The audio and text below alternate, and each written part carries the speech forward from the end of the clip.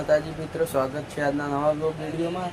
તો આ તો વારમાં ફરીથી આવી ગયા દુકાને આપણી। જોઈ લો, કાલે આવ્યો તો નવો માલ એરો ગોઠવી દીધો।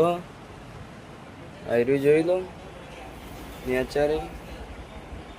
પછી કાલે આટલે નવો માલ આવ્યો તો એરો આ ગોઠવી દીધો।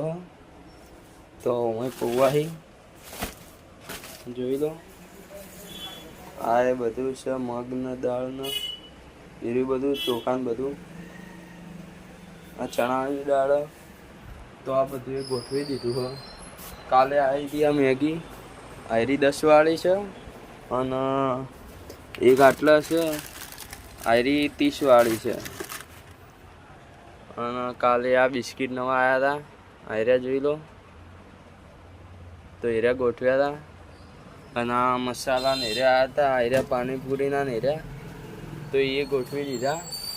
અને ઉપર પેલું ઘી ગોઠવેલું હોય તો ગોઠવી દીધું હોય બધું।